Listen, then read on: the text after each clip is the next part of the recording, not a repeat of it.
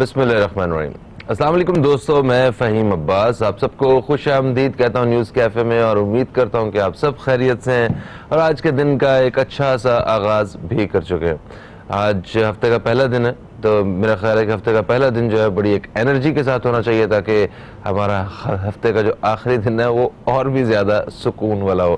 اچھا خیر، آج پروگرام کا آغاز کرتے ہیں۔ ہم پروگرام کے آغاز میں بتاتا چلوں کہ ہمارے ساتھ آج تعاون کیا ہے ٹکس ٹیشوز نے۔ یہ کہتے ہیں کہ ان کے ٹیشوز انڈونیشیا سے امپورٹ کیے گئے ہیں، اس میں کوئی بلیچنگ ایجنٹ استعمال نہیں کیا گیا، 100% حلال ہیں۔ کھانا اور سکن دونوں کو رکھیں صاف، نرم مضبوط جذب کرنے کی بہترین صلاحیت ہے ان میں موجود۔ یہ جناب ٹکس ٹیشوز کا پیغام تھا، کیونکہ آج انہوں نے ہمارے ساتھ تعاون کیا ہے تو اس کے ساتھ جو ہے مجھے اپنے پروگرام کا آغاز کرنا تھا۔ اب ہم آتے ہیں اپنے موضوع کی طرف۔ پروگرام کو ہم نے 2 حصوں میں تقسیم کیا ہے۔ پروگرام کے پہلے حصے میں ہم ایک اہم ایشو پہ بات کریں گے۔ جیسا کہ آپ جانتے ہیں کہ پاکستان میں اگر سپورٹس کے حوالے سے دیکھا جائے تو کرکٹ ہی ایک ایسا کھیل ہے جس کے ساتھ ہم کہیں نہ کہیں سبھی جڑے ہوئے نظر آتے ہیں۔ کوئی خود کھیلتا ہوا نظر آتا ہے، کوئی کم از کم کوئی کرکٹ میچ دیکھتا ہوا نظر آتا ہے، پاکستان کا میچ، اور پاکستانی میچ نہ بھی ہو تو دوسری ٹیم جو دوسرے ممالک کے میچز بھی ہم نے ایسے لوگوں کو دیکھا ہے جو اپنے گھروں میں کرکٹ کو دیکھ رہے ہوتے ہیں اور فالو کر رہے ہوتے ہیں۔ اچھا، کرکٹ کے حوالے سے آپ یہ جانتے ہیں کہ جس کو عوام بھی سپورٹ کرتے ہیں اور گورنمنٹ بھی سپورٹ کرتی ہے، اور جو کرکٹ کو ہی نہیں، کرکٹ کھیلنے والے کو بھی عوام بہت زیادہ پسند کرتے ہیں اور اسے اچھی مراعات اور اچھے معاوضے کے ساتھ ان سارے کھلاڑیوں کو ہم قبول کرتے ہیں۔ باقی ٹیم کی پرفارمنس کے حوالے سے کافی زیادہ تنقید اور اس طرح کی باتیں ہوتی رہتی ہیں، جس طرح آج کل بھی تنقید چل رہی ہے پاکستانی کرکٹ ٹیم کے حوالے سے، بہت سارے سوالیہ نشان بھی ہیں۔ بٹ خیر، یاسر شاہ نے کل اچھی پرفارمنس دکھاتے ہوئے سینچری سکور کی ہے، ہم ان کو مبارکباد دیتے ہیں اور ان کی بالنگ کے لیے بیسٹ آف لک کہتے ہیں انہیں۔ خیر جناب، مگر آج ہم کرکٹ کے بارے میں بات نہیں کرنے والے، کیونکہ صرف ایک کرکٹ ہی ایسا کھیل نہیں ہے کہ جس کے بارے میں بات کی جائے، اور بھی بہت سارے کھیل ہیں جن کو دنیا پسند کرتی ہے اور پاکستان میں بدقسمتی سے وہ نظر انداز ہو رہے ہیں وہ کھیل۔ ان میں بہت سارے کھیلوں میں جو سر فہرست ہے ایک کھیل وہ ہے فٹ بال۔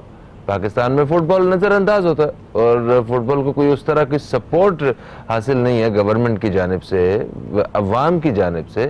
ہاکی جیسا کھیل جو ہمارا قومی کھیل ہے وہ بھی نظر انداز ہوتا ہے۔ اس کے علاوہ ہمارے پاس مطلب ڈیفرنٹ سپورٹس میں ایسے عالمی سطح کے مطلب اتنے انٹرنیشنل لیول کے پلیئرز موجود ہیں جن کو ہم اپریشیٹ نہیں کر پاتے اور ہم ان کو پہچانتے بھی نہیں ہیں۔ اسی طرح ان کھیلوں میں ایک کھیل ہے مارشل آرٹس۔ مارشل آرٹس میں ہمارے پاس ایسے ورلڈ کلاس پلیئرز موجود ہیں، مگر بدقسمتی سے حکومت کی جانب سے کوئی سپورٹ نہیں ہے ان کو، اور عوام کی جانب سے بھی کوئی خاص سپورٹ نہیں ہے۔ ہمارے اب تک کے ایک رپورٹر نے ایک خبر جو ہے وہ بریک کی، اور وہ خبر یہ تھی کہ آذربائیجان رشیا میں اس میں باکو ایک جگہ ہے، اور باکو میں ایک چیمپئن شپ ہوئی ہے مارشل آرٹس کی الپگوت۔ اس میں پاکستان کی 9 رکنی ٹیم نے 5 گولڈ میڈل اور 3 سلور میڈلز اور 1 برونز میڈل جو ہے وہ ون کیا ہے، اور یہ کوئی 2، 4 یا 6 ملکوں کی ٹیمیں نہیں تھیں، 24 ممالک کے کھلاڑی موجود تھے، جس میں 600 کے قریب کھلاڑی تھے۔ پاکستانی کھلاڑیوں نے وہاں پہ عمدہ کارکردگی دکھاتے ہوئے پاکستان کا پرچم ایک دفعہ پھر ساری دنیا کے کھلاڑیوں کے سامنے جو ہے وہ بلند کیا ہے۔ ہم بہت فخر محسوس کر رہے ہیں اس وقت کہ اس ٹیم کے 2 کھلاڑی اس وقت میرے ساتھ اسٹوڈیو میں موجود ہیں جو گولڈ میڈلسٹ ہیں، مارشل آرٹ سے ان کا تعلق ہے۔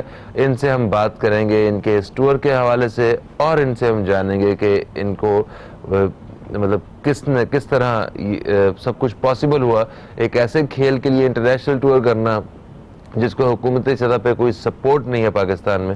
تو میں سب سے پہلے تعارف کرواؤں گا، میرے ساتھ ہیں جلال الدین ترین صاحب، گولڈ میڈلسٹ ہیں، آپ کو ہم خوش آمدید کہتے ہیں۔ السلام علیکم۔ وعلیکم السلام۔ کیسے ہیں آپ؟ زبردست صاحب، بہت ہی بڑھیا، زبردست، ماشاءاللہ۔ بہت بہت مبارک ہو آپ کو. خیر مبارک ہو آپ لوگوں کو بھی, پورے پاکستان کو مبارک. خیر مبارک. میرے ساتھ جو دوسرے مہمان, جو دوسرے کھلاڑی موجود ہیں, وہ ہیں محمود احمد خلجی. یہ بھی گولڈ میڈلسٹ ہیں اور اس جو چیمپئن شپ میں, اس مقابلے میں یہ بھی بالکل منفرد رہے ہیں. آپ کو بھی ہم خوش آمدید کہتے ہیں. السلام علیکم, کیسے ہیں محمود صاحب؟ وعلیکم السلام, الحمدللہ خیر خیریت سے, شکر ہے. گڈ, ماشاءاللہ. اچھا جلال صاحب, مجھے یہ بتائیں کہ آپ کا مطلب آپ دونوں کا تعلق جو ہے وہ بلوچستان سے ہے آپ کا تعلق. زبردست. تو یہ جو ایونٹ ہوا ہے اس کے بارے میں تھوڑا سا ہمیں بتائیے کہ آپ کا کیسا ایکسپیرینس رہا ہے, کیسے آپ وہاں پہ گئے, یا کیسے آپ کو پتہ چلا, یا کیسے آپ لوگوں کی سلیکشن ہوئی, ذرا اس حوالے سے. اور یہ مارشل آرٹس کے کس شعبے کے حوالے سے تھا؟ ہاں, یہ بیسکلی تو مارشل آرٹس کے کافی ٹائپس ہیں, اور مارشل آرٹس میں چونکہ جاپان, چائنا اور کوریا جو ہے وہ سر فہرست ہیں, تو یہ مارشل آرٹس کا ایک نیا ورلڈ فیڈریشن انہوں نے بنائے ہیں. ترک جو کنٹریز ہیں انہوں نے, تو یہ ان کے سیکنڈ ورلڈ چیمپئن شپ اس دفعہ باکو میں جو ہے منعقد ہو رہا تھا. تو اس میں تقریباً ہمارے پاکستان کو بھی انہوں نے انوائٹ کیا ہوا تھا, اور تقریباً 24 کنٹریز اور بھی اس میں پارٹیسپیٹ کیا. تو ساتھ ساتھ ہم نے اس میں کافی مہینوں سے ہم لوگ اس میں تیاریاں کر رہے تھے. تمام ہمارے اوورآل پاکستان کے پلیئرز اس میں تقریباً 4 صوبوں کی نمائندگی بھی اس میں ہوا ہے. تو اس میں فیمیلز بھی تھی, میل بھی تھی. تو ہم لوگ سارے جو ہے اس میں جا کے پارٹیسپیٹ کیا, اپنا ملک کے نام روشن کرنے کے لیے. ہم جا کے باکو میں سیکنڈ ورلڈ چیمپئن شپ میں اپنی مدد آپ کے تحت وہاں پہ جا کر اپنا ملک کا جھنڈا لہرایا.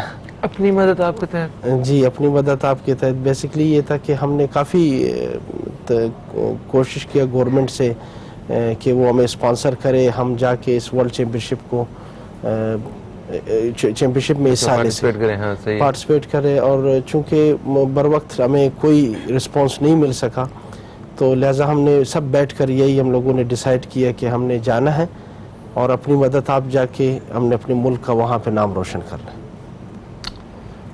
میں سلام پیش کرتا ہوں آپ لوگوں کے جذبوں کو, جو ماشاءاللہ ایکسیلنٹ. میں بہت بہت مبارک ہو. اصل میں جو ہمارے اس وقت جو ریئل ہیروز ہیں وہ آپ لوگ ہیں.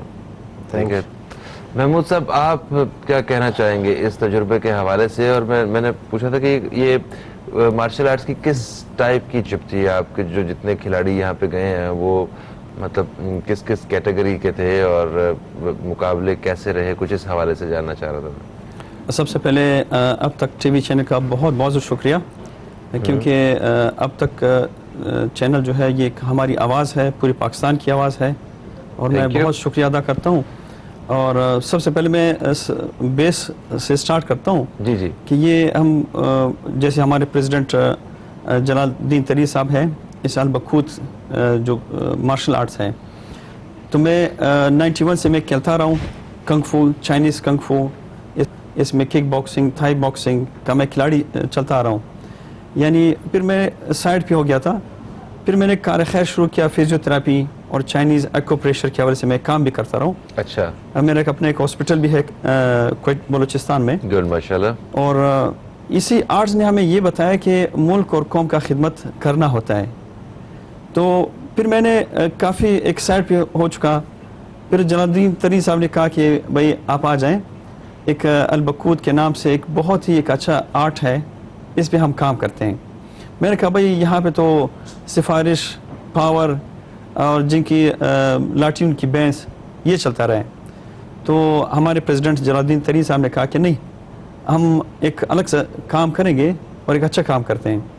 پھر میں نے کہا چلے ٹھیک ہے, شروع کرتے ہیں اللہ کا نام لے کے. تو دوبارہ پریکٹس شروع کیا آپ نے؟ پھر میں نے دوبارہ سے ٹریننگ سٹارٹ کر دی. آج سے 6 ماہ پہلے میں نے کہا چلے ٹھیک ہے, میں کام شروع کر لیتا ہوں. پھر ساتھ ساتھ میں پھر ہلکا پھلکا پریکٹس کرتا رہا. پھر ساتھ ساتھ میں پیشنٹ کو بھی چیک کرتا رہا. اچھا, ٹھیک ہے. تو پھر جلال الدین تری صاحب نے کہا کہ بھائی آذربائیجان میں ایک فائٹ ہے جس میں 24 کنٹریز نے شرکت کی ہے, اس میں ہم نمائندگی کریں گے. میں نے کہا بھائی اس کے لیے تو ہم جب کراچی لاہور جاتے تو وہاں پہ ہزاروں کے حساب سے خرچہ آ جاتا ہے. تو یہ تو بھائی ایک رشیا کنٹری ہے, آذربائیجان ہے, دوسرے بر اعظم میں جانا ہے آپ کو کھیلنے کے لیے, کافی ایکسپینڈیچرز آتے ہیں. بالکل. تو جلال صاحب نے کہا کہ اللہ کا نام لیتے ہیں اور ہم کام شروع کرتے ہیں. پھر ہم لوگوں نے کام شروع کر دیا. جلال الدین تری صاحب نے کافی اپلیکیشنز بھی جمع کی ہوئیں گے, لوگوں کے ساتھ بات بھی کی, فنڈ کے حوالے سے بھی گئے کہ بھئی ہم جا رہے ہیں پاکستان کا فلیگ اٹھانے کے لیے, یہ انویٹیشن ایسا نہ ہو کینسل نہ ہو جائے, کیونکہ پاکستان کی نمائندگی صرف ہم ہی کر سکتے ہیں اور اس میں کوئی پارٹیسپیٹ نہیں کر سکتا, کیونکہ میں ہی پریزیڈنٹ ہوں اس گیم کا. تو ہم نے سوچا کہ بھئی پیسے بھی نہیں ہے, اب جانا بڑا مشکل ہے ہمارے لیے, ایک کشمکش میں تھے ہم لوگ. تو خیر ایک طریقے سے ہم لوگ پیسے برابر کر کے ہم لوگوں نے باکو میں شرکت کی. وہاں پہ جیسے دیکھا, ہم لوگوں نے دیکھا ایک الگ سی دنیا ہے وہ, کیونکہ میں کافی پارٹیسپیشن کی میں نے انٹرنیشنل لیول پہ, کافی ایونٹس میں نے کی ہیں. یہ ایونٹس میں جب گیا, حالانکہ میں وشو میں, کک باکسنگ میں, تھائی باکسنگ میں, ایون باکسنگ میں بھی لڑتا رہا ہوں. اچھا. کنگ فتوا جو ہماری گیم ہے اس میں بھی کافی ایونٹس میں نے کیے, کافی نام ہے الحمدللہ, اللہ نے بڑا نام دیا ہے, سینئرٹی میں کافی نام ہے میرا. اس ایونٹس میں جب گیا, آپ یقین جانے ایک الگ سی دنیا, ایک الگ سے ایونٹ, اور ایک بہت ہی ایک رول ریگولیشن والی ایونٹ تھی. تو یہ فی کس کتنا خرچہ جو ہے آپ لوگوں نے اٹھایا ہے اس کے لیے؟ تقریباً 2.5 لاکھ سے ابو ہی خرچہ ہمارا ہے, جو صرف آپ نے اس گرین کوٹ کو پہن کے اور ان لوگوں کے بیچ میں پاکستانی جھنڈا لہرانے کے لیے اور اپنے فن کو دکھانے کے لیے آپ نے یہ سارا خرچہ اٹھایا. ہم سیلوٹ کرتے ہیں آپ کو, بلکہ جتنے لوگ دیکھ رہے ہیں وہ سب آپ کو اپریشیٹ. اس وقت ہمیں ایک چھوٹے سے وقفے کی طرف بڑھنا ہے, وقفے سے واپس آتے ہیں تو آپ دوستوں سے بات چیت کا سلسلہ جاری رکھیں گے, اور آپ دوست بھی کال کر کے ہمارے ان دوستوں سے بات کریں گے.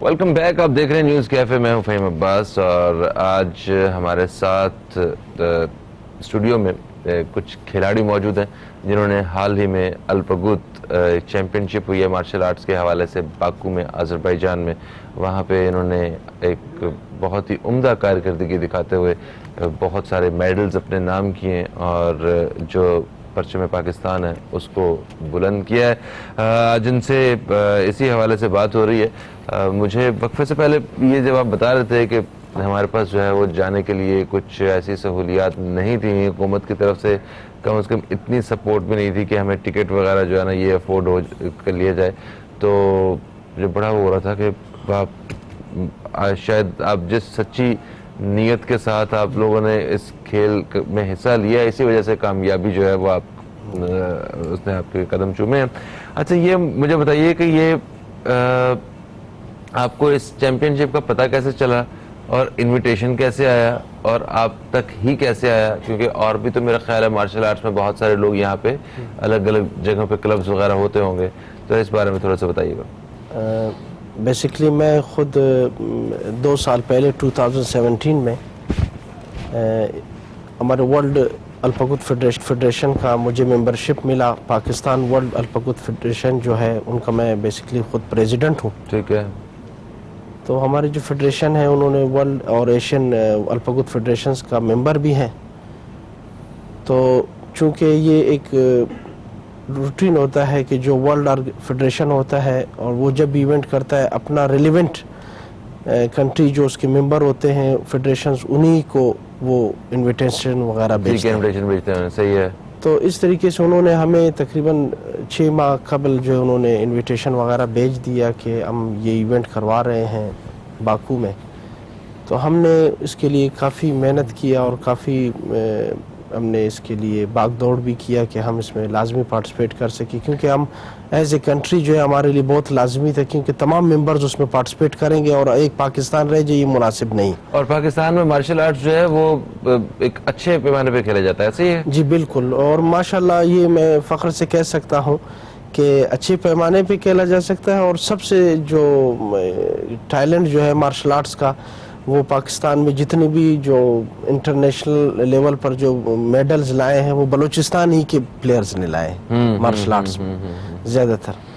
تو یہ ہم نے کہا کہ چلے, تو اس دفعہ ہمارے ساتھ فیمیلز بھی تھی, ایبٹ آباد یعنی KPK کا, انہوں نے بھی ماشاءاللہ مس اروا انہوں نے بھی ہمارے ساتھ اس میں پارٹیسپیٹ کیا اور ماشاءاللہ انہوں نے 2 ایونٹس میں پارٹیسپیٹ کیا وہاں پر اور دونوں میں انہوں نے گولڈ میڈل جیتے.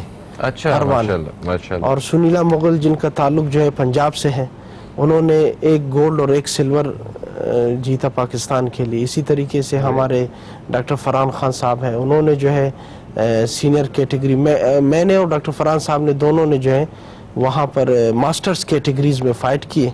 میں نے بیسکلی 1 گولڈ اور 1 سلور اور ڈاکٹر فرحان صاحب نے جو ہے وہاں پر برونز میڈل حاصل کی. یہ میڈل یہ پڑا ہوا ہے شاید؟ جی یہ ہمارے گولڈ میڈل ہیں.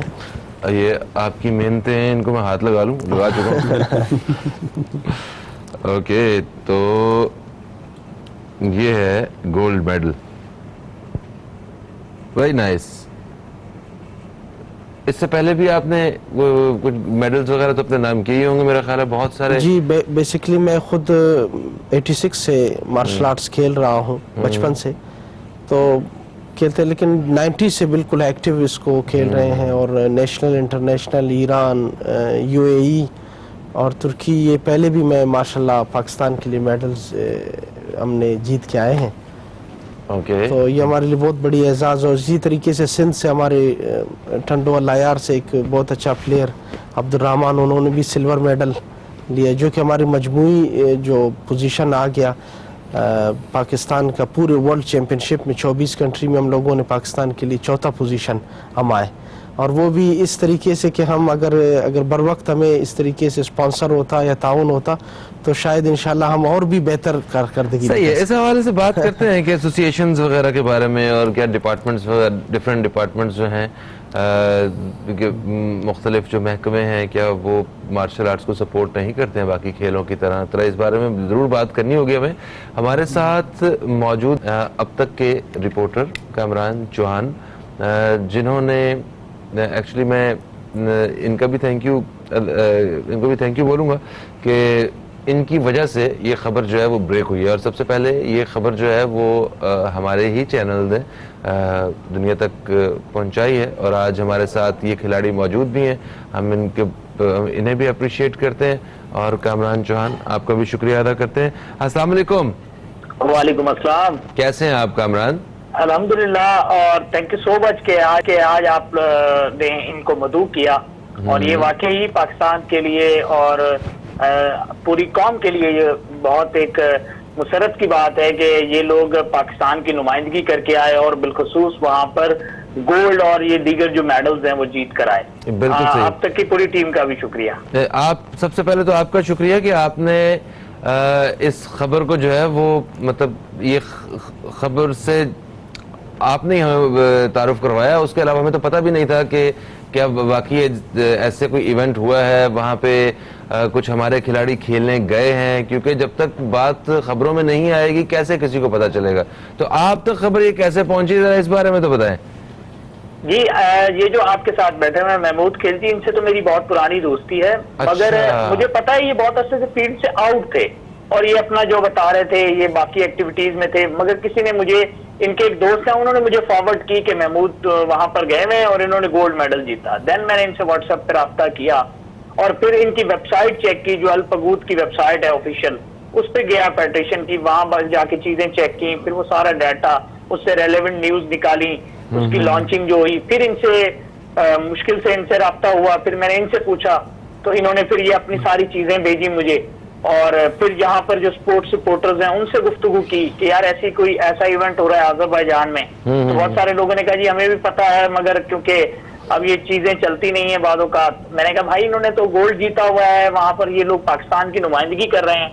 اور پھر جب ان سے میری تفصیلی بات ہوئی تو انہوں نے کہا جی ہم تو اپنے پیسے لگا کے وہاں پر گئے ہوئے ہیں, گورنمنٹ کو ہم نے بہت کوشش کی, جو فیڈرل سپورٹس بورڈ ہے اس سے بات کی, فیڈرل منسٹری سے بات کی جو سپورٹس کی. اچھا, مجھے کسی نے نہیں کہا. صحیح, میں سمجھ گیا. آپ مجھے یہ بتائیے کہ ہر صوبے کا اپنا اپنا سپورٹس کا فنڈ نہیں ہوتا ہے کیا, اور اس فنڈ کو اس طرح یوٹیلائز نہیں کیا جا سکتا ہے کیا؟ سر دیکھیں, پاکستان میں ٹیلنٹ کی کوئی کمی نہیں ہے. بے شک. یہ تو ہم ایک مارشل آرٹ کی ایک سیگمنٹ کی بات کریں, اس کے علاوہ بھی بہت سارے سپورٹس ہیں جہاں پر لوگ کام کر رہے ہیں. مگر ان کو صحیح پلیٹ فارم یا موقع نہیں ملتے, گورنمنٹ سپورٹ نہیں ملتی. پوری دنیا میں سپورٹس پر بہت کام ہو رہا ہے, یہ اس کی ایک مثال آپ کے سامنے یہ لوگ بیٹھے ہوئے. اسی طرح اور بھی بہت سارے جو ہے انٹرنیشنل ایونٹ ہوتے ہیں, پاکستان کی نمائندگی ان میں نہیں ہوتی. ایسا تو نہیں ہے نا کوئی ایسا کھیل جو پاکستان جس پہ پاکستانی پلیئرز نہ کھیل رہے ہوں اور وہ اتنی کیپیسٹی نہ رکھتے ہوں کہ وہاں پر پارٹیسپیٹ کریں اور ون کر کے آئیں. مسئلہ صرف یہی ہے کہ گورنمنٹ سیکٹر پر اس پر کام نہیں ہوتا. اسی طرح لوگ اپنی مدد آپ کے تحت, یہ جنونی ہے نا, یہ لوگ جنون تھا نا, یہ لوگ یہاں سے اپنے پیسے بھر کے گئے اور وہاں گئے پھر جیت کے آئے, اور یہ کسی کو کچھ نہیں کہہ رہے, یہ کہہ رہے ہیں کہ ہم نے پاکستان کے لیے سب کچھ کیا. تو یہ سپورٹ مین جو اسپرٹ ہے وہ ہے. اب اس کے لیے گورنمنٹ کو چاہیے صوبائی, پہلا فیز آتا ہے کہ صوبائی سطح پر ایسے لوگوں کی معاونت کی جائے, ان کو اکیڈمیز بنا کے دی جائیں, اس کے ساتھ ساتھ جو ان کی پراپر فنڈنگ ہے وہ ہو, اور انٹرنیشنل ایونٹس کے لیے ان کو اسپانسر کیا جائے. اس کے بعد تو فیڈرل گورنمنٹ, تو دونوں جگہ پالیسیاں نہیں دکھائی دیتی. اسی وجہ سے پاکستان جو ہے وہ ایون دن آپ پاکستان کا ٹریک ریکارڈ دیکھ لیں, سیف گیمز ہے یا آپ کے اولمپک ہے, اس میں بھی پاکستان کی کوئی اتنی زیادہ خاطر کا پرفارمنس نہیں ہے. اس کی وجہ ایک جانب جو ہے وہ پولیٹیکل انفلوئنس, اور دوسرا پھر لائک ڈس لائک, یہ جو پسند اور ناپسند والا معاملہ ہے, اور بھی بہت ساری چیزیں ہیں جس کی وجہ سے شاید ہمارا سپورٹس جو ہے وہ دن بدن کم ہوتا جا رہا ہے. پھر اسی طرح کے بریک تھرو ہوتے ہیں, لوگ اپنی مدد آپ جا کر یہ باور کراتے ہیں جو سیٹوں پہ بیٹھے لوگ ہیں یا جو منتخب لوگ ہیں جو منسٹریز کو دیکھ رہے ہیں, ان کے لیے یہ ایک لمحہ فکریہ ہے کہ آپ کہاں سے روکیں گے, ٹیلنٹ کو آپ روک نہیں سکتے. بالکل صحیح, thank you so much Kamran, thank you so much. یہ بات سچ ہے کہ ٹیلنٹ ہوتا ہے وہ واقعی اپنی جگہ خود بنا لیتا ہے اور نظر آ جاتا ہے, اور یہ ایک سوچنے کی بات ہے ان سارے اقتدار میں جو لوگ ہیں ان کے لیے کہ آپ کی ایک ذمہ داری تھی اور اس ذمہ داری کو آپ لوگوں نے پورا نہیں کیا ہے. خیر, جب آپ یہاں سے گئے ہیں تو محمود صاحب آپ کو یقین تھا کہ آپ جیت کے واپس لوٹیں گے؟ جی ہاں, کیونکہ میں یہاں سے جاتے ہوئے تو میرا یہ سوچ یہ فکر تھا, کیونکہ ہم لوگ جب گیم کھیلتے ہیں تو کسی بھی کام کرنے سے پہلے ہمیں ایک کورس کرایا گیا ہے یوگا میڈیٹیشن. ہاں صحیح ہے, کہ آپ اپنے آپ کو پاورفل کیسے کر سکتے ہیں. تو اس کھیل کا حصہ ہے یوگا؟ یہ سارے حصے آ رہے ہیں. اچھا, یہ آرٹس کا ایک حصہ ہوتا ہے. ٹھیک ہے, ایک میڈیٹیٹ کرنا پڑتا ہے باڈی کو. تو ہم پہلے یوگا کرتے ہیں اور اس میں اپنے آپ کو سیلف کانفیڈنس میں رکھتے ہیں. اچھا, کہ آیا یہ کام میں کر سکتا ہوں یا نہیں. ہمیں اسپرچول میسج مل جاتے ہیں. ٹھیک ہے, تو الحمدللہ مجھے اسپرچول میسج مل گیا, اور میرے ساتھ ایسے پاورفل برین کے مالک شخصیت تھی میرے ساتھ. تو اسی وجہ سے پھر میں نے اس کو یس کر دیا اور اس کے اندر ہم چلے گئے. پہلا جو فائٹ تھا میرا ترکی والے کے ساتھ, وہ الحمدللہ ون کیا میں نے. پھر اس کے بعد جرمنی والے کے ساتھ فائٹ تھی. ترکی والے کو زیادہ تو نہیں مارا آپ نے؟ بھائی سر یہ تو میدان ہے, جب دو شیر لڑتے ہیں تو اس میں ناخون لازمن لگتی ہے اس میں.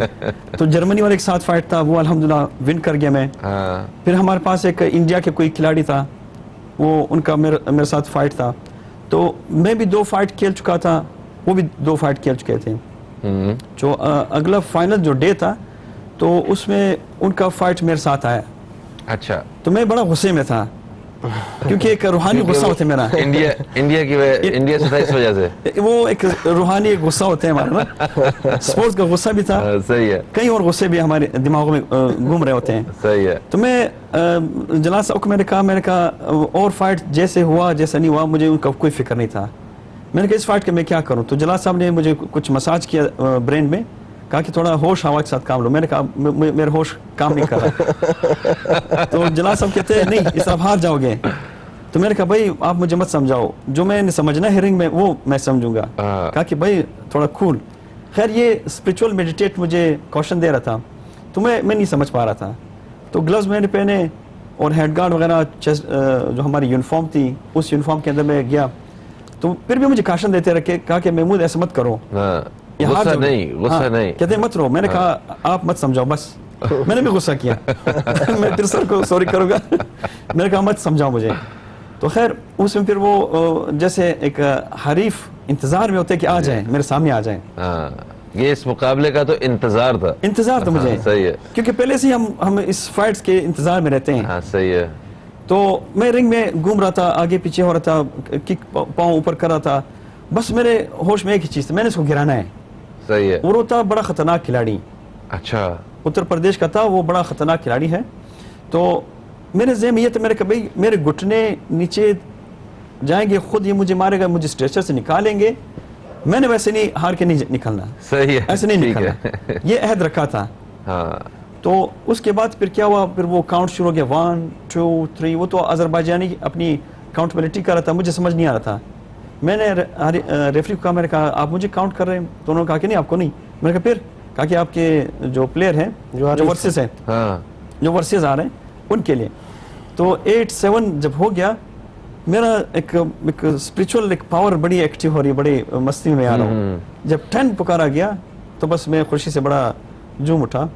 और फिर ये फाइट मैंने सिर्फ और सिर्फ पाकिस्तान के लिए और अपने कश्मीर भाइयों के लिए विन किया। और मेरी सबसे बड़ी ख्वाहिश ये थी और हमारी ख्वाहिश ये थी कि ये फाइट जो है ना सिर्फ कश्मीर के नाम हो। क्या बात है जनाब, हम आपको बहुत बहुत मुबारकबाद देते हैं कि ये कामयाबी जो है ये आपके एजाज में, मतलब आपके हिस्से में आई है। और ये कितनी ड्यूरेशन का खेल होता है, लड़ाई जो रही आपकी और ये वाली? ये फाइट 2 मिनट का होता है, 2 मिनट का एक फाइट का, उसमें 2 राउंड्स होते हैं। अच्छा, तो एक कंट्री के साथ जो है ना वो 4 मिनट का फाइट होता है। सही सही सही सही सही। तो ये जो अल-बकूत वर्ल्ड चैंपियनशिप है, इसकी बड़ी ज़बरदस्त रूल रेगुलेशन है। उसमें एज कैटेगरी के भी फाइट किया जाता है और वेट कैटेगरी के भी। ये एक वाहिद लेटेस्ट बड़ा एक अच्छा मुझे लगा, बहुत अच्छा लगा। तो मैं ये कहूँगा आई लव दिस अल-बकूत। बिल्कुल सही। अच्छा, मुझे ये बताइए जलाल साहब कि पाकिस्तान में कोई मार्शल वाले से कोई एसोसिएशन वगैरह मौजूद है, जो सरकारी एसोसिएशन जिसे कोई सरकारी सरपरस्ती हासिल हो, कोई इस किस्म की कोई इदारा? सर ऐसी तो मार्शल आर्ट्स के मैंने स्टार्टिंग में बताया कि बहुत से टाइप्स हैं, जिसमें हमारे पाकिस्तान जूडो फेडरेशन है।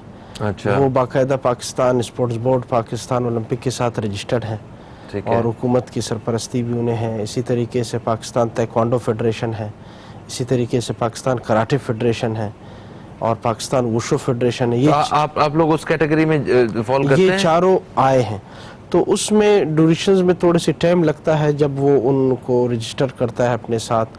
और इसी तरीके से चूंकि मैंने आपको बताया कि हम हाल ही में वर्ल्ड अल-बकूत फेडरेशन के मेंबर बने हैं पाकिस्तान हमारी 2017 में। तो ये हमारे लिए एजाज़ की बात है कि हमने अपनी कंट्री के लिए मेडल्स भी लाए हैं। तो इंशाल्लाह हम नहीं ठीक है, वो डेफिनेटली वो तो है, उसकी तो बहुत खुशी है कि आप जैसे टैलेंटेड लोग गए और जाके पाकिस्तान का नाम रोशन करके आए। मैं ये पूछ रहा हूँ कि क्या यहाँ पे कोई ऐसी एक जिस तरह पाकिस्तान का क्रिकेट बोर्ड है, इस तरह के मार्शल आर्ट्स का कोई बोर्ड है, कोई एकेडमी है? नहीं, मार्शल आर्ट्स का तो कोई भी बोर्ड नहीं यहाँ पर जो मार्शल आर्ट्स के लिए काम कर सके। लेकिन वो इंडिविजुअल जो इनफरादी जो फेडरेशंस है, जैसे कि मैंने बताया जूडो, कराटे और साथ हमारे वुशु है, ताइक्वांडो, वो इंडिविजुअल फेडरेशंस काम कर रहे हैं। अच्छा, वो इंडिविजुअल काम कर रहे हैं ये सारे? बिल्कुल। तो एक अभी आपकी भी एक एसोसिएशन है? अभी ये फेडरेशन है हमारा, फेडरेशन है आपकी। अच्छा, और इसको हुकूमत की जानिब से अभी सपोर्ट चाहिए? जी जी बिल्कुल। ठीक है, एक कॉलर हमारे साथ है, इन्हें शामिल करते हैं, देखते हैं कौन है और क्या कहते हैं। अस्सलाम वालेकुम जी, कौन है हमारे साथ? वालेकुम सर, मैं फरीद बात कर रहा हूँ, ताइक्वांडो मास्टर हूँ। ताइक्वांडो मास्टर है खलील, आपको खुश आमदीद कहते हैं, कैसे हैं आप? ठीक हैं, थैंक यू सर। सर असल में मुझे ये कि मैं तो पहले तो मुबारकबाद दूंगा कहते हैं जलाल साहब को, महमूद साहब को। अच्छा हाँ, उसके अलावा जो कहते हैं हमें भी कहते हैं इनके लिए जो है ना कुछ अगर हो सके तो हम करेंगे इंशाल्लाह ताला, इनसे मुलाकात भी करेंगे जलाल साहब से। बिल्कुल सही। आप कहाँ से, आपकी एसोसिएशन है कोई? हमारी ताइक्वांडो की एसोसिएशन है। ठीक, कराची में है या? जी ताइक्वांडो एसोसिएशन है हमारी, उसके खुल्दून राजा साहब जो है सेक्रेटरी है कराची के। अच्छा अच्छा, बिल्कुल सही बिल्कुल सही भाई, बहुत शुक्रिया, आपकी तरफ से मुबारकबाद जो है वो वसूल कर ली गई है, थैंक यू सो मच। और बाकी आपको अगर कोई डिटेल्स वगैरह चाहिए हमारे इन खिलाड़ियों के हवाले से तो वो आप हमारी टीम से ले सकते हैं। अच्छा, मुझे ये बताइए कि गवर्नमेंट की जानिब से किस किस्म की सपोर्ट आपको चाहिए? अभी आप ये समझें कि ये जो सामने कैमरा है ये वही सारे ये हुकूमती लोग जिन तक आप अपनी आवाज़ पहुंचाना चाहते हैं वो ये बात सुन रहे हैं आपकी, तो आप क्या कहना चाहेंगे? सर बेसिकली तो हमारी जो मार्शल आर्ट्स है, यानी बल्कि हमारी, मैंने काफ़ी बार अपने बलूचिस्तान गवर्नमेंट में भी اور سی ایم صاحب تک مثال سب تک ہم نے بارہا طریقے سے یہ میسج پہنچا ہے کہ ہمیں یہ الاؤڈ کیا جائے کہ ہم گراس روٹ لیول پر جو ہے اس گیم کی مارشل آرٹس کی پروموشن کر سکیں اسکولز کالجز اور سب میں. ٹھیک ہے. ایک تو ان کا ہمیں اجازت وہاں پہ نہیں دیا جا رہا ٹھیک ہے کہ ہم پراپر طریقے میں جو وہاں پر سکھائیں, اور پھر اس کے ساتھ ساتھ جو ہے ہماری جو فائنینشلی پرابلمز ہے اس کو سولو نہیں کیا جا رہا ہے. بالکل صحیح انہیں سولو کیا جائے. اچھا آپ یہ بتائیے محمود صاحب کہ محکموں وغیرہ میں جو مارشل آرٹس کے ڈپارٹمنٹس وغیرہ ہیں, مطلب وہ ایسے ہیں جہاں پہ جس طرح کرکٹ کھیلنے والوں کو نوکری دی جاتی ہے, اسی طرح مارشل آرٹس والوں کو بھی کوئی سہولت ملتی ہے؟ جی ہاں بالکل. یہ دنیا کے ہر ملک میں یہ ایک راج ہے, ایک لاگو ہے. اب جیسے حال ہی میں آپ انڈیا میں آپ دیکھ لیں, انڈیا میں یہ سسٹم ہے جو بھی کوئی بندہ gold medal international gold medal ہو جاتا ہے تو ان کے لیے مطلب 12 سکیل 14 سکیل کا جاب پریپیئر رہتے ہیں, وہ کہیں بھی جاب مل جاتی ہے. ہمارے یہاں بھی ایک پیٹرن ہونا چاہیے. اچھا تو دوسری بات یہ سر میں مازک صاحب, اب ہم وہ انٹرنیشنل لیول پہ ان کو جاب دے رہے ہیں, ہم ایک ورلڈ لیول پہ نکل آ گئے ہیں. ایک ورلڈ لیول کھیلنا مذاق نہیں ہوتا, ایک بہت بڑی ایونٹ ہوتی ہے, نہیں اچیومنٹ ہے یہ آپ کی. وہاں پہ پتہ ہے ورلڈ لیول پہ آپ نکلتے ہیں, وہاں سے فلیگ اٹھا کے لے آتے ہیں اور اس فلیگ کا نام آپ اٹھاتے ہیں اور ورلڈ لیول کا آپ گولڈ لے کے آ جاتے ہیں. تو اب میں ایک انڈیا کی ایک مثال دے رہا ہوں, کوئی ایک انٹرنیشنل پہ جب فائٹ کرتے ہیں تو ان کو ایک جاب ریڈی رہتے ہیں. ہمارے پروگرام کا وقت ختم ہو رہا ہے, میں آخری چند الفاظ کچھ اگر رہیں تو آپ کہہ سکتے ہیں. تھینک یو سو مچ, آپ تشریف لائے ہیں, میرے لیے بہت خوشی کی بات ہے. اور میں آپ کو بتاؤں کہ یہ جو گرین کوٹ آپ نے پہنا ہے نا, پاکستان کلر, یہ ہر ایک کے بس کی بات نہیں ہوتی ہے. بڑے نصیب والے پاکستانی جن کو یہ کوٹ پہننا نصیب ہوتا ہے اور پاکستان کی نمائندگی کرنا نصیب ہوتا ہے. آپ کو بہت بہت مبارکباد. انشاءاللہ سارے مسائل حل ہوں گے اور ہم پاکستان کا پرچم اور بلند کریں گے. دوستو ہم داخل ہو چکے ہیں اور یہاں پہ ہم ایک بہت ہی سینسٹیو ایشو پر بات کریں گے. آپ جانتے ہیں کہ ملک بھر میں مچھروں کی بھرمار ہو چکی ہے. ملیریا اور ڈینگی کے جو امراض ہیں یہ بہت ہی عام ہوتے جا رہے ہیں اور علاج کی مناسب سہولتیں موجود نہیں ہیں. اس وقت میں نے کل ہی ایک ویڈیو دیکھی اور اس میں مجھے دیکھ کے مجھے احساس ہوا کہ واقعی ہمارے ارد گرد مطلب جو ہاسپٹلز ہیں وہاں ان کی دیواروں کے باہر مطلب ہاسپٹل کی حدود کے باہر تک لوگ نیچے اتنی سردی میں بستر بچھا کے سوئے ہوئے ہیں, اپنے پیاروں کو ہاسپٹل لے کے آئے ہوئے ہیں. اس حوالے سے بھی ہم اپنے پروگرام میں بات کریں گے, مگر اس وقت ہم نے جو پروگرام میں جس موضوع پہ بات کرنی ہے وہ ہے ڈینگی کا مرض. حال ہی میں صرف کراچی میں کوئی 40 کے قریب لوگ ڈینگی کے مرض کی وجہ سے لقمہ اجل بنے, اور یہ 40 لوگ یہ بہت بڑی تعداد ہے. اور ڈینگی کوئی ایسا مرض نہیں ہے کہ کوئی ایسا مسئلہ نہیں ہے کہ اس کی وجہ سے جو ہے اتنی بڑی تعداد میں لوگ جان سے جائیں. دنیا بھر میں اس طرح بہت سارے ممالک ایسے ہیں جہاں پہ یہ ڈینگی بہت زیادہ ڈینگی ہوتا ہے لوگوں کو, مگر ان کی وہ جان سے نہیں جاتے ہیں. پراپر اس کا ٹریٹمنٹ موجود ہوتا ہے وہاں پہ, اور وہ اسپرے کر رہے ہوتے ہیں کہ جو ان مچھروں کی جو افزائش ہو رہی ہے اس کو کسی طرح روکا جا سکے. ہمارے ہاں بھی اس نام پہ اور اس حوالے سے بجٹس وغیرہ تو ایشو ہوئے ہی ہوں گے, فکر مندی تو دکھائی ہی ہوگی گورنمنٹ نے, مگر کہیں نہ کہیں تو وہ لاپرواہی کا عمل ابھی تک رکا نہیں ہے جس کی وجہ سے یہ مچھر تیزی سے پھیل رہے ہیں اور اس کے ساتھ ساتھ اس مرض کو نہیں روکا جا رہا ہے. اپنے مہمانوں سے اس حوالے سے بات کریں گے. سب سے پہلے میں تعارف کرواؤں گا, میرے ساتھ موجود ہیں ایک سوشل ورکر اور ہر کام میں آگے بڑھ چڑھ کے حصہ لیتے ہوئے نظر آتے ہیں. جہاں بھی کوئی سوشل ورک کی بات ہوتی ہے تو ہمیں ڈیفینیٹلی یہ نظر آتے ہیں, اور بڑی اچھی بات ہے کہ اس طرح کے لوگ ہماری سوسائٹی میں موجود ہیں جو ایک نرم گوشہ رکھتے ہیں عام لوگوں کے حوالے سے بھی, غریب لوگوں کے بارے میں بھی. میرے ساتھ ہیں جناب ظفر عباس, آپ کو خوش آمدید کہتے ہیں. السلام علیکم. وعلیکم السلام. دوسرے مہمان ہیں خالد خان صاحب جو تجزیہ کار ہیں, اور یہ ان سے پروگرام میں اکثر ہماری جو ہے وہ مختلف موضوعات پہ بات چیت رہتی ہے اور ان کا ہم تجزیہ جو ہے وہ اپنے پروگرام میں شامل کرتے ہیں. آپ کو بھی ہم خوش آمدید کہتے ہیں جناب. السلام علیکم. کیسے ہیں خالد بھائی؟ خیریت. سر جی کیا ڈینگی اتنا کوئی خطرناک مرض ہے جس طرح وہ یہاں پہ عام معصوم شہریوں کی جانیں لیے جا رہا ہے؟ دیکھیں پرابلم یہی ہے کہ جو پورا سسٹم ہے اتنا زیادہ خراب ہے, خطرناک ہے کہ اس کے اندر علاقوں کے اندر جو کلینکس بنے ہوئے ہیں, نجی اسپتال کے بعد جو کلینکس ہیں اس کے اندر جو ڈاکٹرز بیٹھے ہوئے ہیں ان کی ڈگریوں کا نہیں معلوم. ان کے پاس کوئی مریض آ رہا ہے, ان کو سمجھ میں ہی نہیں آ رہا کہ اس کے ساتھ پرابلم کیا ہے. اس کے پلیٹلیٹس کم ہو رہے ہیں, اس کے پلیٹلیٹس 60,000 پہ آ گئے ہیں, اس کے پلیٹلیٹس 40,000 پہ آ گئے ہیں. پھر اس کے بعد اگر وہ ڈاکٹر کبھی سمجھ بھی پا رہا ہے کہ کنڈیشن ایسی ہو گئی مریض کے ناک آنکھ کان سے خون نکل رہا ہے اتنی دیر میں, تو وہ جس لیبارٹری میں بھیج رہا ہے وہ کون سی ایک نمبر ہے, وہ رپورٹ بنا کے دے رہی ہے. اسی کشمکش میں بندہ جو اپنی زندگی سے جا رہا ہے. پرابلم بہت زیادہ ہے. کراچی کے ہر علاقے میں لوگ متاثر ہو رہے ہیں کیونکہ کراچی بیسکلی ایک گندگی کا شہر ہے جہاں پر صرف غلاظت ہے, جو حکمرانوں کی بے بسی, حکمرانوں کی کرپشن کی نظر ہو چکا ہے, اور اسی کی وجہ سے یہ بیماریاں چاہے اچھا میں تو کہتا ہوں یہ تو کچھ بھی نہیں ہے نا. ڈینگی تو چلے نظر آ رہا ہے بھائی کچرے کی وجہ سے مچھر ہو رہے ہیں اور اس سے لوگ مر رہے ہیں. جب یہ اس طرح کی چیزوں کو نہیں روک پا رہے تو اگر خدا نہ خواستہ ہیٹ اسٹروک جیسی کوئی مصیبت دوبارہ آ گئی تو یہ شہر کہاں کھڑا ہے. ہمیں تو یہ سوچنا پڑے گا ایک واضح چیز کہ ایک مچھر جو گندگی میں پیدا ہو رہا ہے کسی غلاظت میں یا کھڑے ہوئے پانی میں پیدا ہو رہا ہے, اس پانی کو جب صاف نہیں کیا جا رہا, شہر سے کچرا صاف نہیں کیا جا رہا, تو خدا نہ خواستہ اگر قدرتی آفت آتی ہے تو ہم کہاں کھڑے ہیں. اس چیز کی طرف اگر توجہ کی جائے, میں سمجھتا ہوں 40 کا فگر تو وہ ہے جو شاید رپورٹ ہو رہا ہے, جو آپ کہہ رہے ہیں 40 لوگ مر رہے ہیں. اگر آپ اسپتالوں کی صورتحال جا کے دیکھیں وہاں پہ جو لوگ پڑے ہوئے ہیں, جنہ سول عباسی صرف یہ 3 اسپتال تو وہ ہیں جو بڑے اسپتال ہیں. اس کے علاوہ جو اگر آپ اورنگی ٹاؤن سے شروع کریں, قطر سے اور ہوتے ہوتے سعود آباد پہنچیں اور اس کے بعد لانڈی, کورنگی, میں سمجھتا ہوں بے تحاشا کیسز ہیں. اب ہائی لائٹ کیا ہو رہا ہے, کوئی جوان مر گیا تو وہ ہائی لائٹ ہو رہا ہے, کوئی باثر یا تھوڑے ایکٹیو فیملی کا کوئی لڑکا مر گیا, ماں باپ ان کے مر گئے ڈینگی سے, تو وہ ہائی لائٹ ہو رہا ہے. ورنہ کہ نارملی دیکھا جائے تو درجنوں لوگ مر رہے ہیں, اور یہ کوئی آج سے تھوڑی ڈینگی مر رہے ہیں, پچھلے 3-4 سال سے اس وبا کی نظر ہو رہے ہیں لوگ. لیکن چونکہ حکمران اپنے محلوں میں بڑی سیف سائڈ اور رہ رہے ہیں, اچھی زندگی گزار رہے ہیں, ان کو نہیں معلوم کہ یہ کیا ذلت ہے کیا رسوائی ہے, تو اس طرف توجہ دینا ہی نہیں چاہ رہے ہیں.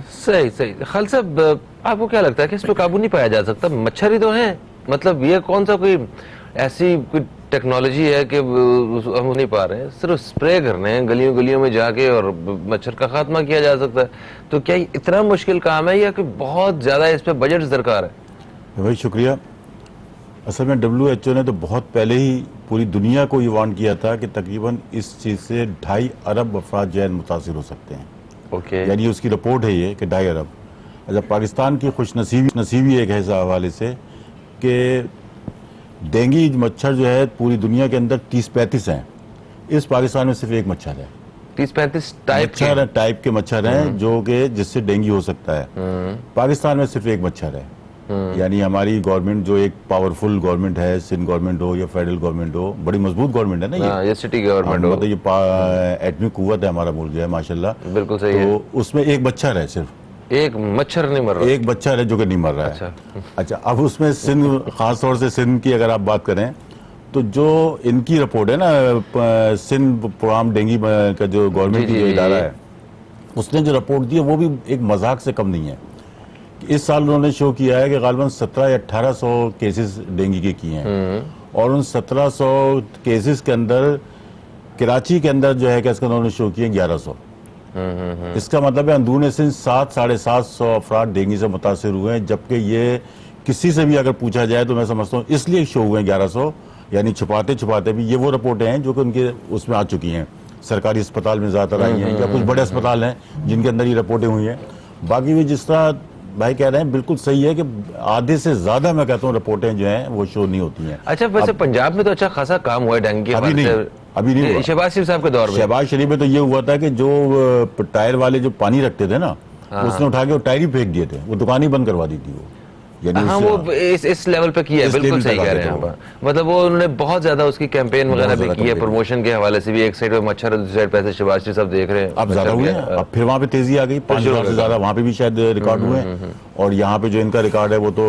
اچھا پھر سندھ گورنمنٹ کا مسئلہ یہ ہے فہیم بھائی کہ مطلب دیکھیں یہ تو ایک وبا ہے, کچھ لوگوں کی لاپرواہی سے بھی ہو رہی ہے. یعنی کچھ چیزیں تو ہمیں بھی احتیاط کرنی ہے نا. یہ ایک تو کچرا ہے, چلے کچرے سے مچھر, دوسرے مچھر ہیں جن سے بخار اور دیگر چیزیں ہوتی ہیں. یہ صاف پانی سے پیدا ہو رہا ہے, اور صاف پانی کہاں پر ہے؟ آپ کے کولر ہیں, آپ کے AC ہیں, آپ کے گھر میں رکھا ہوا صاف پانی ہے, آپ کو جمع ہونے والا لیکیج کا پانی ہے. یہ پانی وہ ہے جس سے کہ مچھر یعنی صاف پانی سے مچھر پیدا ہو رہا ہے. بہت سی احتیاطی تدابیر ہم کر سکتے ہیں اور ہمیں کرنی چاہیے جو مطلب ہے. یہ بارشوں کی وجہ سے تو نہیں, لاسٹ جو کچھ عرصہ پہلے بارشیں ہوئی ہیں, سب چیزیں شامل ہو سکتی ہیں اس میں. جہاں صاف پانی ہوا تو وہ شامل ہو جائے گا اس کے اندر. صحیح. سندھ گورنمنٹ کا مسئلہ یہ ہے کہ اس کے میڈیکل یا اس کی جتنی بھی ادارے ہیں اس کو تو میں کہتا ہوں کہ شاید اتنا کچھ کہا جا چکا ہے کہ اس میں کچھ کہنا تو اب بہت زیادہ وہ ہے. اچھا ظفر بھائی, کیا اس کا علاج کافی مہنگا ہے؟ اس کا علاج کیا مہنگا ہوگا؟ دیکھیں نا ٹی وی پہ آ رہا ہے, کوئی کہہ رہا ہے پپیتے کے پتے پیس کے پی لیں, کوئی کہہ رہا ہے پیپل کے پتے. یہ تو ریمیڈیز ہیں, ٹوٹکے ہیں یہ تو. اور دوسرا کیا علاج ہے؟ میں نے تو علاج کچھ نہیں دیکھا. وہ پلیٹلیٹس وغیرہ ہائی ہو رہے ہوتے ہیں, اس سے میرا خیال ہے کہ ایسی دوا دیتے ہیں کہ جس سے بخار ٹوٹ رہا ہوتا ہے. دیکھیں میں آپ کو سمجھاؤں, میں جس ادارے میں بیٹھا ہوا ہوں ہمارے پاس دن میں 10 کالیں ہیں ایسی کہ یار ہمیں میگا سیل چاہیے, ہماری والدہ کے پلیٹلیٹس 30,000 رہ گئے ہیں. اب ہم ان کو سمجھانے میں ہمیں اتنا ٹائم لگ جاتا ہے کہ بھائی تم ڈونر کیوں ڈھونڈ رہے ہو, اپنی فیملی کے 10 آدمی لے کر جاؤ. اچھا اس کا پروسیس بھی بہت لمبا ہے. وہ 10 لوگ جائیں گے, مشین کے اوپر ان کا ٹیسٹ ہوگا, لیب میں 1.5 گھنٹے بعد مشین بتائے گی اس میں سے کس کا بلڈ میچ کر رہا ہے. اس کے بعد وہ شخص, اس شخص کے لیے جس کا میچ کر گیا, اس کے لیے پورا ایک کٹ لگے گی مشین میں. وہ شخص مشین پہ لیٹے گا اور 1.5 گھنٹے میں مشین اس کے جسم میں سے اتنی مقدار میں پلیٹلیٹس نکالے گی جو کہ دہی کی صورت, اگر دیکھا جائے دور سے تو گھی یا دہی کی صورت میں ہوتے ہیں, وائٹ کلر کے. یہ پروسیس سمجھانا لوگوں کو. اچھا جب آپ لوگوں کو سمجھا رہے ہوتے ہیں وہ خوف زدہ ہو رہے ہوتے ہیں, یار ہم مشین پہ لیٹیں گے کیا ہوگا, پھر ان کو بتانا پڑتا ہے کہ بھائی تمہارا اپنا گھر رشتہ دار ہے. اچھا پھر پوزیشن یہ کہ کیسز اتنے زیادہ خراب ہو چکے ہوتے ہیں کہ ڈاکٹر بول رہے ہوتے ہیں کہ ہم نے 4 دفعہ چڑھا دیا, ہمارے پاس اس جو پیشنٹ ہے اس کے جسم میں وہ مقدار پوری نہیں ہو رہی, نہ وہ بڑھ رہا ہے, مزید گرتا جا رہا ہے. اچھا جہاں تک رہ گئی بات, ابھی انہوں نے بولا کہ 1700 کیسز پورے سندھ میں رپورٹ ہوئے. میں آپ کو یہ بات تو دعوے سے کہہ سکتا ہوں کہ صرف آج کی ڈیٹ میں اگر یہ چھوٹے چھوٹے جو کلینکس ہے کراچی ان کا سروے کیا ہے تو کم سے کم 40-45 ہزار کیس تو صرف آج کی ڈیٹ کے ہوں گے کہ کراچی میں اس وقت, کیونکہ ہر دوسری فیملی کا بندہ متاثر ہے. رپورٹ ہے یہ. تو بات یہ ہے کہ ان کی تو رپورٹنگ ساری جعلی ہیں, ان کا تو مذاق کا لیول یہ ہے کہ ابھی جو آپ بات کر رہے ہیں, کل تو آپ نے ویڈیو دیکھی, میں سول اسپتال کے باہر کھڑا تھا, وہاں پر گدے بانٹ رہے تھے لوگوں کو, تو ڈائلیسس کی پیشنٹ, ایک 1.5 سال کی بچی جو ہوتی ہے وہ سڑک پہ سو رہی تھی رات 2:30 بجے اس سردی میں. تو بات یہ ہے کہ جہاں پیشنٹ ڈائلیسس کرانے آیا ہے اور اس سڑک پہ سو رہا ہے تو اس کے بعد تو نمونیا لے کر جب وہ بچی کیا بچے گی نہیں. تو کسی ایک پیشنٹ تو چلو اندر بھی اگر وارڈ میں بھی ہے اندر, تو اس کے ساتھ بیچارے 8 لوگ آئے ہوئے ہیں, وہ دور دراز سے کسی گاؤں دیہات سے, وہ آ کے باہر ہسپتال کی دیوار کے ساتھ ٹھنڈے فرش پہ سو رہے ہیں, تو وہ کون سا صحت مند واپس جائیں گے؟ یہی تو آپ کو بات کر رہا ہوں, بیمار ہو جائیں گے نا سارے. بہت بڑا المیہ ہے. میں نے اس سے پہلے بھی آپ کی پروگرام میں ایک بار بتایا تھا کہ جنہ اسپتال کے اگر آپ بچہ وارڈ کے باہر اس وقت آج کی ڈیٹ میں بھی رات میں چلے جائیں تو آپ دیکھ کے دنگ رہ جائیں گے. کتنے ہزاروں لوگ اپنے پیشنٹ مریض بچوں کے ساتھ پڑے ہوئے ٹھنڈ میں کھلے آسمان نیچے سو رہے ہیں. ٹھیک ہے, اب دیکھیں اس کی 2-3 ریزنز ہیں. ایک ریزن تو یہ ہے کہ ہم ایک غریب ملک سے تعلق ہے, بدقسمتی سے, جہاں پہ ان سارے معاملات پہ خاص توجہ نہیں ہے, کیونکہ ہمارے اور بہت سارے, ٹھیک ہے ہونی چاہیے, پریورٹی پہ سارا کام ہونا چاہیے. سوشل جو سیکٹر ہے سوسائٹی کی جانب سے, یہ اس میں کچھ چینجز لائے جا سکتے ہیں اور میجر چینجز لے کے آئے جا سکتے ہیں. وہ کیا ہو سکتے ہیں, وہ میجرز جو ہیں وہ آپ بتائیں گے ہمیں.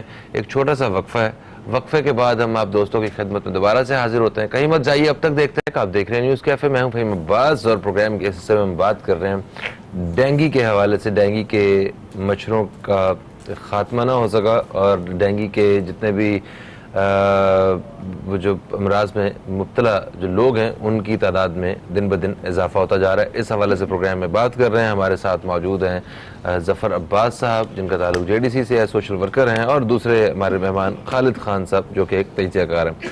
وقفے سے پہلے بات ہو رہی تھی ظفر عباس صاحب سے اسی حوالے سے, اور جو وہ ہاسپٹلس کی جو کنڈیشن ہے اس وقت اس کے بارے میں بھی بتا رہے ہیں. جو اچھے ہاسپٹلس ہیں, کچھ ہاسپٹل سرکاری سطح پہ بھی جو بڑی اچھی کارکردگی کے ساتھ کام کر رہے ہیں, ان ہاسپٹل کی سراؤنڈنگز میں بھی اس وقت بہت ساری پریشانیاں ہیں جو ہم سارے یہ جو سوسائٹی میں ہم لوگ سارے سب مل کے اسے سالو کر سکتے ہیں. گورنمنٹ سے ہم ایک حد تک ہی سے میرا خیال ہے آس لگا سکتے ہیں. تو ظفر صاحب کیا آپ کو لگتا ہے کس طرح آپ اور میں جو ہمارے یہ جو دوست بیٹھے ہوئے ہیں گھروں میں پروگرام دیکھ رہے ہیں ہمارا, کس طرح ایک چینج لے کے آ سکتے ہیں جس سے ہمیں بھی بہت زیادہ ایفرٹ نہ کرنی پڑے مگر دوسرا شخص جو متاثر ہے اس کو کوئی فائدہ ہو جائے؟ دیکھیں ہم نے جن لوگوں کو ووٹ دیا ہے, جن کی ذمہ داری ہے, جنہوں نے ذمہ داریاں لی ہیں, جنہوں نے وعدے کیے ہیں, ان کو ایک دفعہ اپنی انتہائی مہنگی گاڑیوں سے, جو کہ 3-4 کروڑ روپے کی گاڑیاں ہیں, جو ان کے آگے پیچھے پروٹوکول ہے, جو لوگ ان کی خدمت میں مامور ہیں, وہ جھرمٹ سے باہر آنا پڑے گا اور اتر کے دیکھنا پڑے گا کہ عوام ذلیل ہو کس طرح سے رہی ہے, عوام کی ذلت کا لیول کیا ہے. میں آپ کے پروگرام میں ایک بار پہلے بھی بتا چکا ہوں کہ جنہ اسپتال میں مریض اپنی بیوی کو لے کر جاتا ہے, ابھی اس کے یہاں ڈیلیوری ہونی ہے, بچہ پیدا ہونا ہے, اسپتال کی انتظامیہ ان کو پرچی دیتی ہے کہ یہ خون کا سیمپل ہے, اسی اسپتال کی لیبارٹری میں جاتا ہے, جنہ اسپتال میں پرچی دیتا ہے کہ خون دیجیے گا, وہ خون دیتے ہیں, لا کے بیوی کو لگاتے ہیں, بیوی کو خون لگتا ہے, بیوی بھی مر جاتی ہے, بچہ بھی مر جاتا ہے, پتہ چلا جی خون ہی غلط دے دیا, پڑھا ہی نہیں پرچے پہ لکھا گیا ہے. اس کے بعد انتظامیہ اس غریب مزدور کو بتاتی ہے کہ شور کرنے کی ضرورت نہیں ہے, تمہاری بیوی اور بچہ شہید ہو گیا ہے. وہ غریب آدمی جو ہے وہ کہتا ہے اچھا میرا بیوی بچہ شہید ہو گیا ہے. اس کے بعد ہمیں فون آتا ہے کہ بھائی کس طرح سے مار دیا اس کا بچہ, میں وہاں جاتا ہوں تو اس کا ڈاکٹر کہتے ہیں صحیح ہے, آپ کیوں شور کر رہے ہیں, جس کا بچہ مارا جب اس کو کوئی اعتراض نہیں تو آپ کیوں شور کر رہے ہیں. تو بات یہ لیول ہے سرکاری اسپتالوں کا.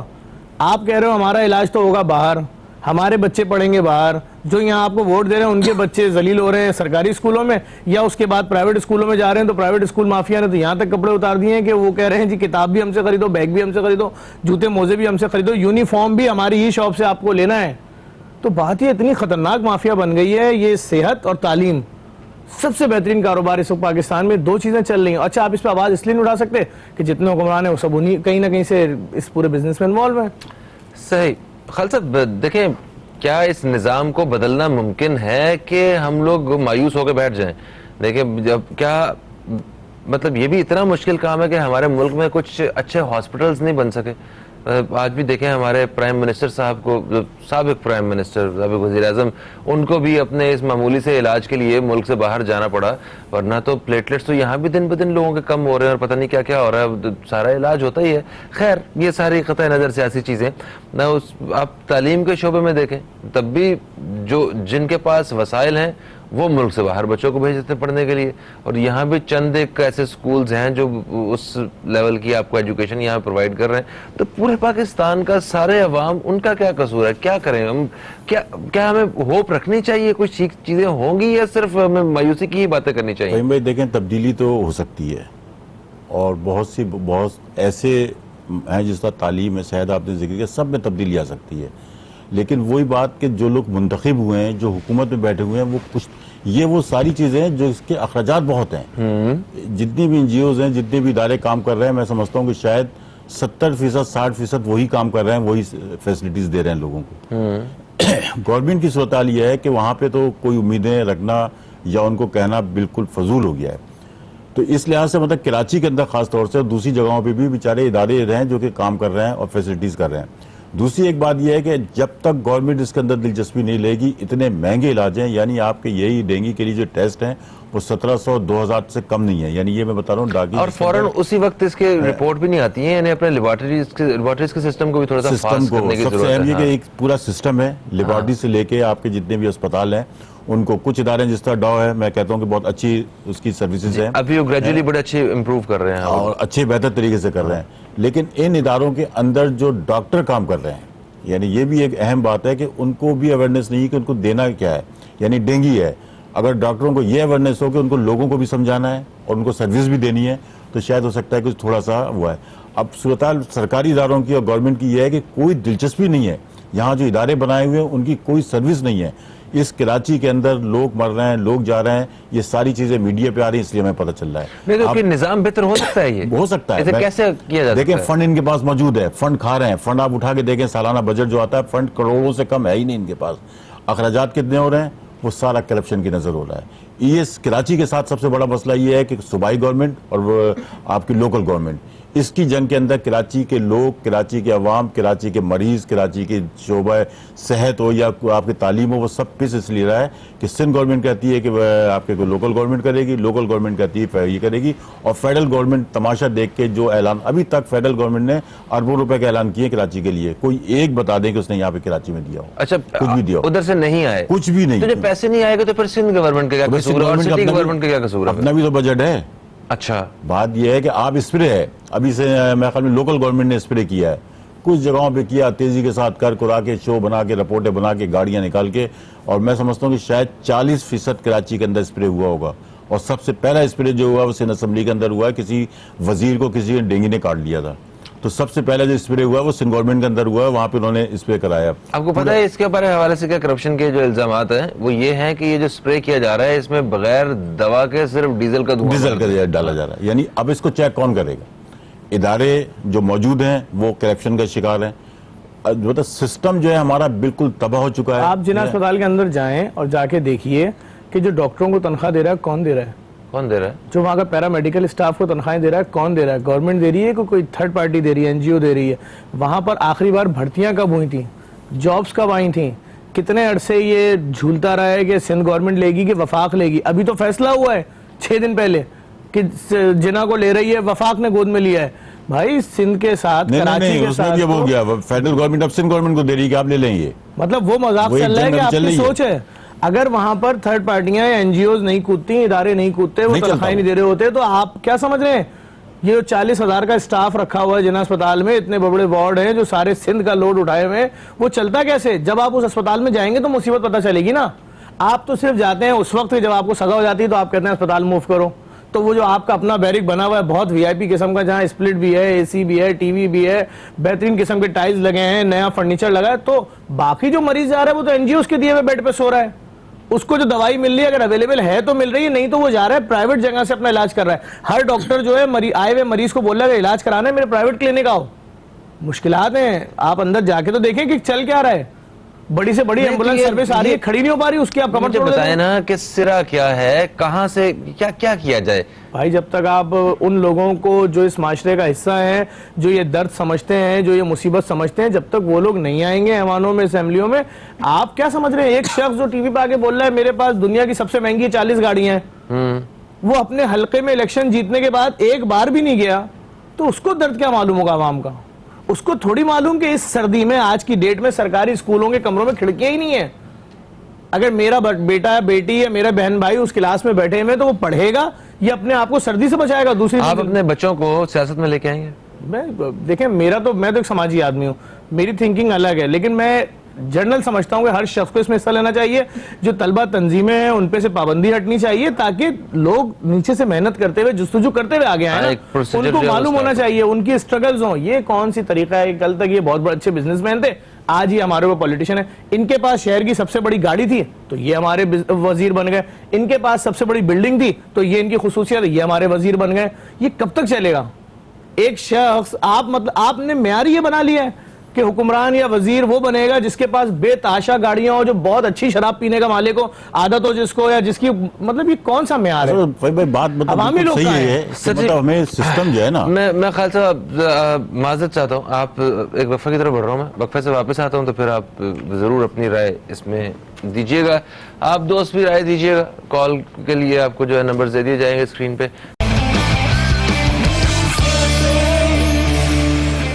ویلکم بیک, آپ دیکھ رہے ہیں نیوز کیفے, میں ہوں فہیم عباس, اور آج ہم بات کر رہے ہیں ملک بھر میں ڈینگی سے اموات کی بڑھتی ہوئی شرح کے حوالے سے. خصوصی طور پہ کراچی میں اس وقت ڈینگی کے جو مطلب مرض میں مبتلا لوگ ہیں ان کی تعداد بڑھتی جا رہی ہے. اس بارے میں ہسپتالوں میں غیر مناسب سہولیات کے بارے میں بات ہو رہی ہے. ظفر صاحب خالد صاحب وقفے سے پہلے ظفر صاحب سے بات کر رہے تھے اور انہوں نے اس بارے میں بتایا کہ ہمارے ہاں جو ایک نظام ہے وہ بڑا خطرناک ہو چکا ہے. جو جن علاقوں سے جن حلقوں سے جو لوگ منتخب ہوئے ہیں وہ اپنے حلقوں میں انہوں نے کبھی قدم ہی نہیں رکھا ہے. کوئی بڑی گاڑی, بڑی بلڈنگ کی, بڑے کاروبار کی وجہ سے جو ہے نا ہمارے اوپر مسلط ہیں یہ لوگ. تو آپ کیا کہیں گے اس حوالے سے؟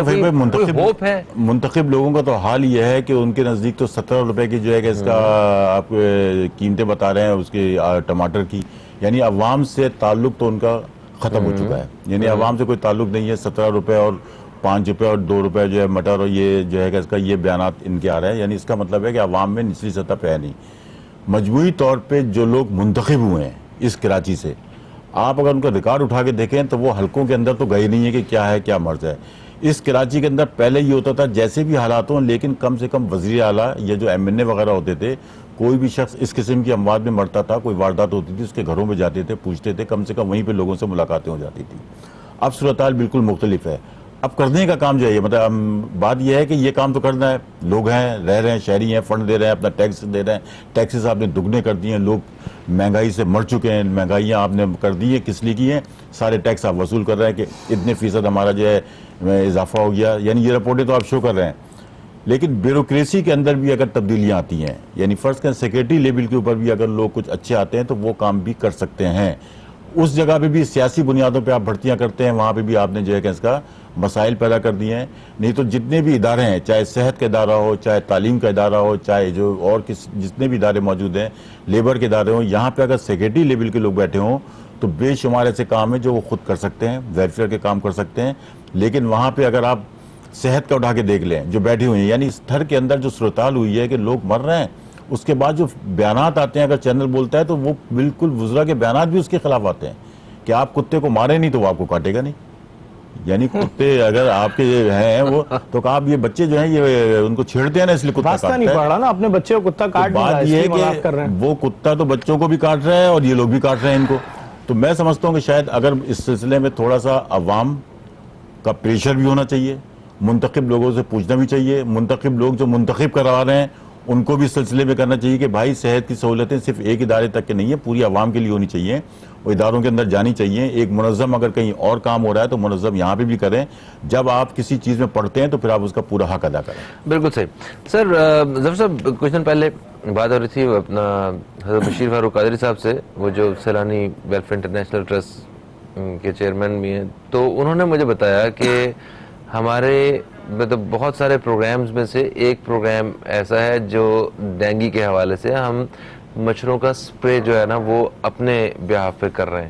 یعنی کہ یہ آپ دیکھیں کہ عوام میں سے لوگ جو ہیں وہ یہ کام کر رہے ہیں، حالانکہ یہ عوام کی ذمہ داری نہیں ہے، یہ ذمہ داری ان کی ہے، اپنا حکومت میں بیٹھے ہوئے لوگوں کی، ریاست کی ذمہ داری ہے کہ وہ ان ساری چیزوں کو یہ چیزیں آپ کو پرووائڈ کرے.